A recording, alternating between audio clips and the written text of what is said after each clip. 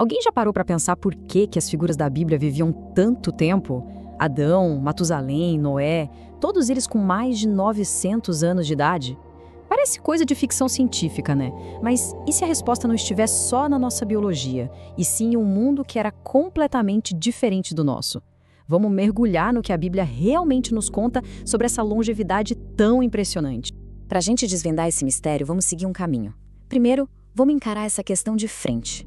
Depois, a gente volta lá para o projeto original do ser humano e do planeta, vamos ver o que mudou no meio do caminho, qual é a mensagem por trás dos números e, no final, qual é a grande lição que tudo isso nos ensina hoje. Certo, vamos direto ao ponto. Antes de começar a criar teorias, vamos olhar para o que o texto diz. A Bíblia apresenta esses números não como se fossem mitos, mas como registros, como parte da história. Então, a grande pergunta é: como isso era possível? A resposta que a fonte nos apresenta vai muito além da genética. Ela aponta para um mundo e para uma condição humana que hoje simplesmente não existem mais. E a diferença é gritante. Olha só, Matusalém com 969 anos, Adão com 930.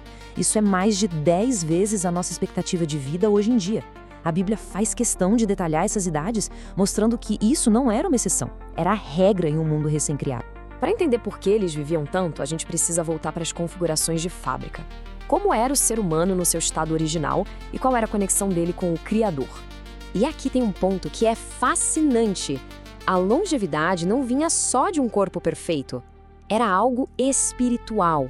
O fôlego da vida que Deus soprou em Adão era, segundo a fonte, uma centelha da própria eternidade divina. Viver muito era um reflexo direto de estar perto da fonte da vida. No projeto original, Adão tinha um corpo perfeito, sem herança de doenças. Havia uma conexão direta com Deus e acesso à famosa árvore da vida, que sustentava essa vitalidade toda. A nossa realidade de hoje, com todas as nossas vulnerabilidades, é o resultado de milênios de distanciamento desse estado original. E olha só, não era só o corpo humano que era diferente. O próprio planeta funcionava de um jeito que protegia a vida de uma forma que hoje a gente nem consegue imaginar.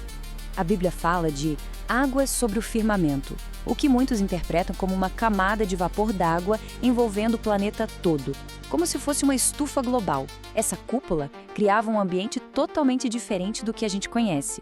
E as consequências disso, como a gente vê aqui, eram incríveis. Esse filtro natural criava um clima estável no mundo inteiro, protegia contra a radiação solar, que nos envelhece, e evitava tempestades. Era basicamente uma estufa perfeita, projetada para a vida prosperar, sem todo o desgaste de sofrermos hoje. Mas então, o que foi que deu errado?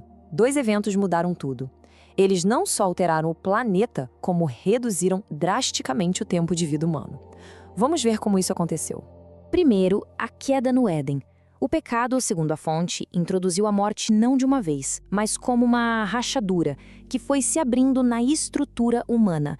E o golpe final foi o dilúvio, que destruiu aquela atmosfera protetora e expôs a humanidade a um mundo muito mais agressivo. E este gráfico mostra o resultado de um jeito chocante. Antes do dilúvio, quase 1000 anos. Logo depois, o filho de Noé já vive apenas 600.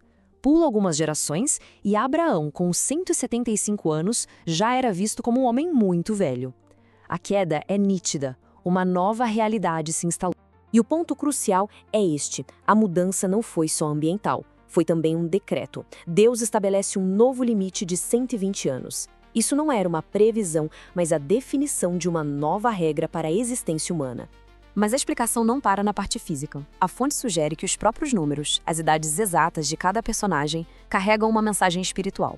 A ideia aqui é que a vida longa era também um ato de paciência. Deus estaria dando mais tempo, séculos de tempo, para a humanidade se corrigir antes que um julgamento fosse necessário. E os números parecem ter sido escolhidos a dedo. Enoque viveu 365 anos, o número de dias em um ano, antes de Deus o levar.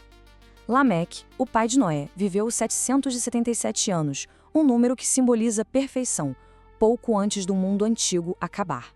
Pelo visto na Bíblia, os números raramente são só números. Ok, então o que a gente tira disso tudo? Qual é a grande lição por trás dessa história de vidas que foram encolhendo de 1000 anos para os nossos atuais 80, 90? A lição final parece ser esta: O foco nunca foi a quantidade de anos que vivemos, mas sim a qualidade de uma vida conectada a Deus.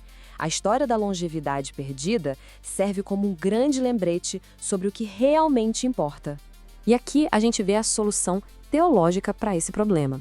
Se o primeiro Adão perdeu o acesso à vida longa no Éden, a teologia cristã diz que o segundo Adão, Cristo, veio para restaurar essa conexão.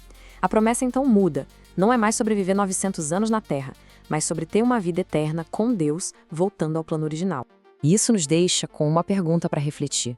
Saber que nosso tempo é curto, uma consequência daquela mudança drástica, muda a forma como vivemos? A vida se torna mais urgente, mais valiosa? Talvez ter menos tempo não diminua o valor da vida, mas nos force a encontrar um propósito maior em cada dia.